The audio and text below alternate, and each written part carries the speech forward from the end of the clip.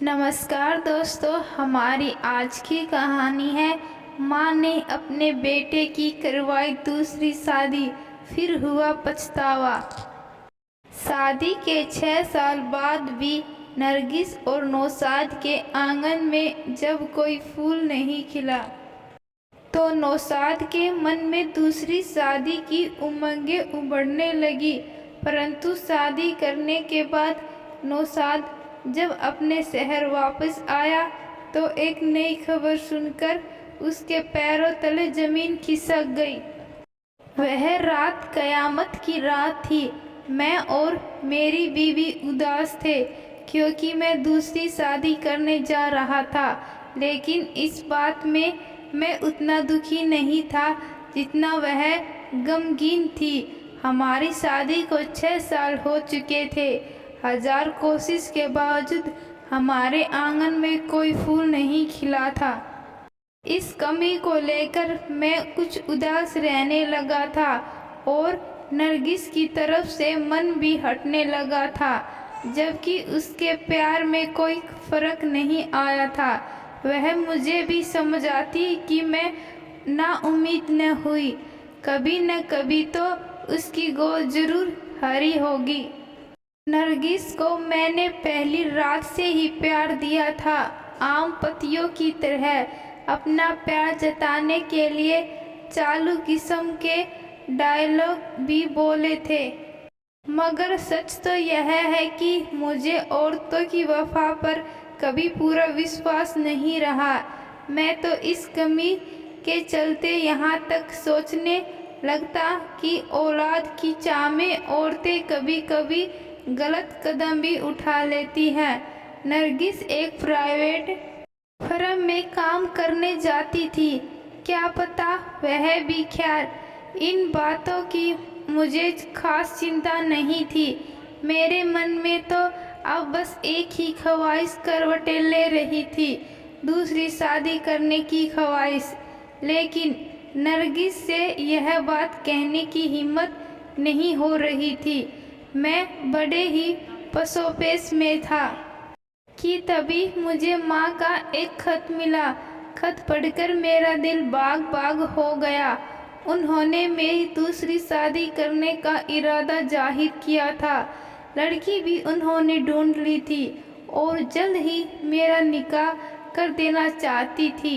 सिर्फ मेरी माँ का ही नहीं, मेरे भाई बहन का भी यही इरादा था। खत पाकर जैसे मुझ में हिम्मत सी आ गई। ऑफिस से छूटते ही मैं सीधे घर पहुंचा और खत नरगिस के हाथों में थमा दिया। वह खत पढ़ने के बाद हैरत से बोली, यह सब क्या है भाई? मेरे घर वालों ने मेरी दूसरी शादी का इरादा जाहिर किया है।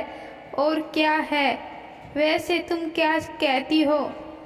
वह कोई जवाब देने के बजाय उल्टे मुझसे ही सवाल कर बैठी। आप क्या कहते हैं भाई? मैं तो सोच रहा हूँ कि अब मुझे दूसरी शादी कर लेनी चाहिए। शायद इसी बहाने हमारा सूना आंगन चहक उठे।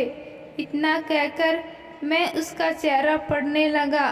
उसके चेहरे पर उदासी उमड़ आई थी। मैं फिर बोला, अब तुम भी कुछ कहती तो अच्छा होता।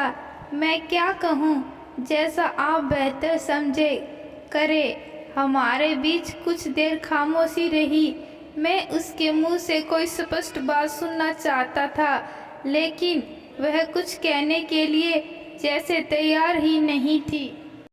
मैंने उसे फिर कुरेदा, नरगिस, मुझे तो अब औलाद का सुख पाने का यही एक रास्ता नजर आ रहा है।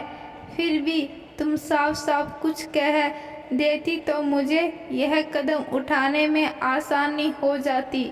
इस बारे में एक औरत भला साफ साफ क्या कह सकती है? वह मेरे सामने एक सवाल छोड़कर रसोई में चली गई। मैं सोचने लगा, नरगिस ठीक ही कहती है। कोई औरत अपने मर्द को दूसरी शादी की इजाज़त कैसे दे सकती है? यह काम तो मर्दों की मर्जी का है। वे चाहे तो दूसरी शादी क्या 4-4 शादियाँ करे। मैं भी कितना बड़ा बेवकूफ़ हूँ। यह सोचकर मैं मुस्कुरा उठा और शादी करने का मेरा इरादा पुख्ता हो गया। घंटे भर बाद जब वह खाना बनाकर कमरे में आई तो मैंने कहा, नरगिस, कल मैं घर जा रहा हूँ। उसने मेरी बात को नज़रअंदाज करते हुए पूछा, खाना खाइए लगाऊं? हाँ, ले आओ, मैंने कहा तो वह सिर झुकाए चली गई। कुछ देर बाद वह मेरा खाना लाकर मेरे पास ही बैठ गई। मैंने सिर्फ अपनी प्लेट देखकर पूछा, अरे क्या तुम नहीं खाओगी? मुझे भूख नहीं है। यह कहकर वह खामोश हो गई। मैंने भी उसे जिद नहीं की और चुपचाप खाने लगा, क्योंकि मैं जानता था कि उसकी भूख प्यास तो माँ का खत पढ़ते ही मर गई होगी, इसलिए जिद करना बेकार है। खाना खाने के बाद हम दोनों चुपचाप बिस्तर पर आ गए। मेरे दिमाग में उथल पुथल मची हुई थी। शायद उसके भी दिमाग में कुछ चल रहा होगा। मैं सोच रहा था कि मुझे ऐसा करना चाहिए या नहीं। नरगिस मुझसे बेहद प्यार करती है, कैसे बर्दाश्त करेगी मेरी दूसरी शादी? इस गम में से वह मर ही जाएगी। जब अभी से उसकी यह हालत हो रही है तो आगे न जाने क्या होगा। उसकी तबीयत भी ठीक नहीं है। आज ही डॉक्टर को दिखाकर आई है। मैंने उससे पूछा भी नहीं कि डॉक्टर ने क्या कहा। अपनी दूसरी शादी के चक्कर में मैं कितना स्वार्थी हो गया हूँ।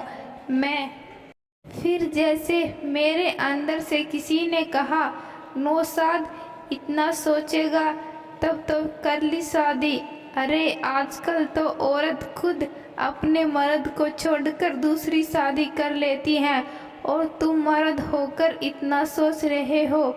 और फिर तुम तो अपनी बीवी को तलाक भी नहीं दे रहे। कुछ दिन वह जरा उदास रहेगी, फिर पहले की तरह हंसने बोलने लगेगी।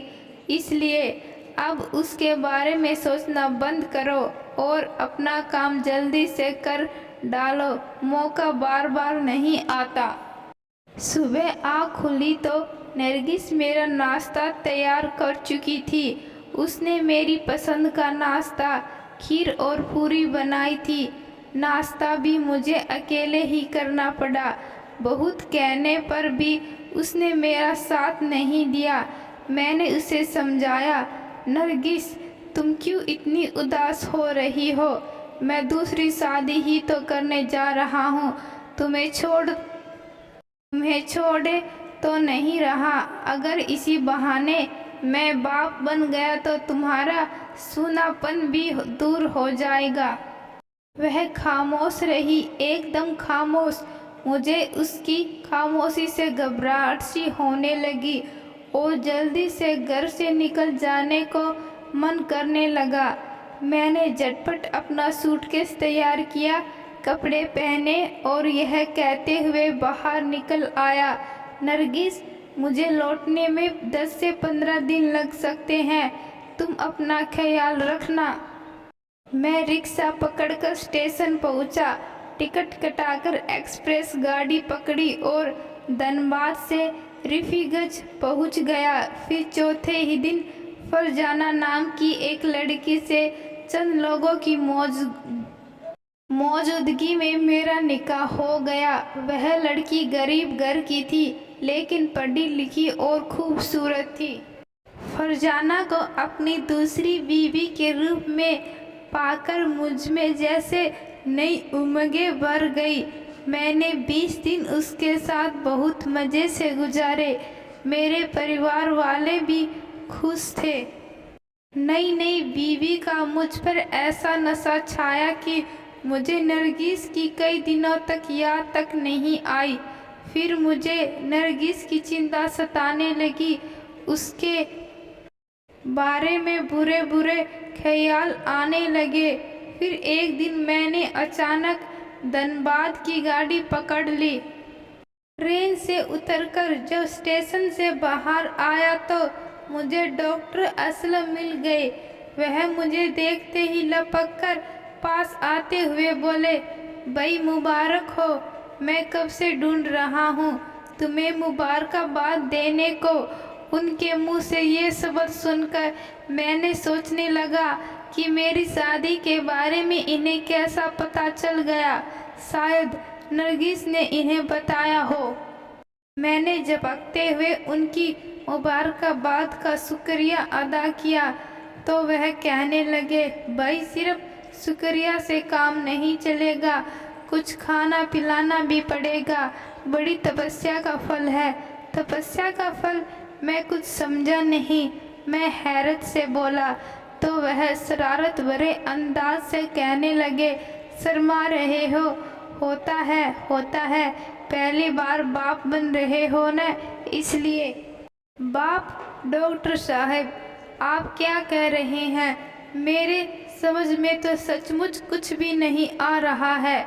मेरी हैरानी बदस्तूर जा रही है। उन्होंने कहा, मियाँ नाटकबाजी बंद करो और मेरी एक बात ध्यान से सुनो। तुम्हारी वाइफ बहुत कमज़ोर है, उसका ज़रा ख्याल रखो, नहीं तो डिलीवरी के समय परेशानी हो सकती है।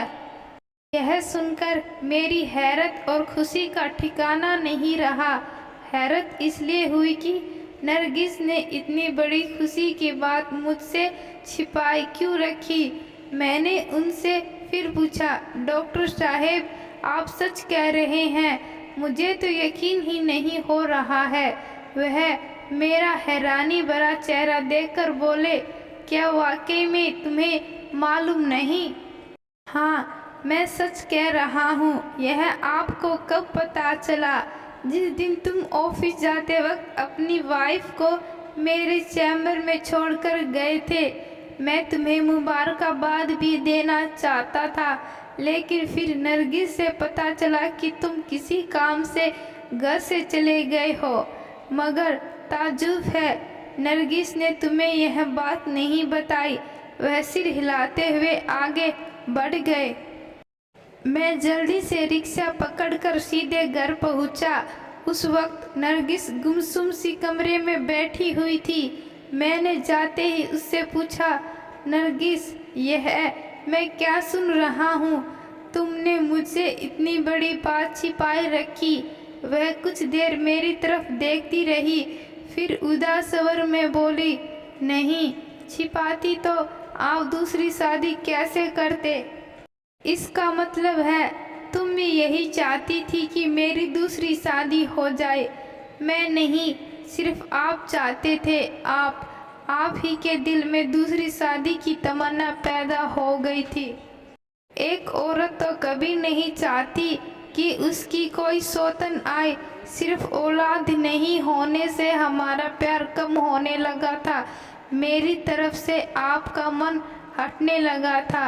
आपकी नज़र में मेरी कोई कीमत रह नहीं गई थी। मुझसे दिली प्यार नहीं रह गया था। और मेरा प्यार इतना कमज़ोर नहीं कि अपनी कोख में पल रहे बच्चे का सहारा लेकर मैं आपको अपने इरादे से रोकती। उस रात की निरंतर चुप्पी के बाद आज वह खूब बोली और फिर फूट फूट कर रोने लगी। मेरे पास उसका कोई जवाब नहीं था। मैंने उसके आंसुओं को पोंछते हुए कहा, नरगिस मैं औलाद के लिए नहीं बल्कि दूसरी शादी के लिए लालायित हो गया था और भूल कर बैठा। अब शायद इस भूल की सज़ा भी मुझे काटनी पड़ेगी। वह मुझे माफ़ कर मेरे गले से लग गई थी। आज इस बात को लगभग 15 साल गुजर चुके हैं। मैं 6 बच्चों का बाप बन गया हूँ। 3 नरगिस के हैं और 3 फरजाना के। 2 शादियाँ कर के जैसे 2 नावों की सवारी कर रहा हूँ। बहुत टेंशन में रहता हूँ। नरगिस तो बहुत सूझबूझ वाली और संवेदनशील औरत है, लेकिन फरजाना छोटी छोटी बात पर भी मुझसे झगड़ती और ताने सुनाती रहती है। आज मैं बहुत पछतावा रहा हूँ। सोचता हूँ आखिर मैंने दूसरी शादी क्यों की। तो दोस्तों, मैं आशा करती हूँ आपको यह कहानी पसंद आई है। धन्यवाद।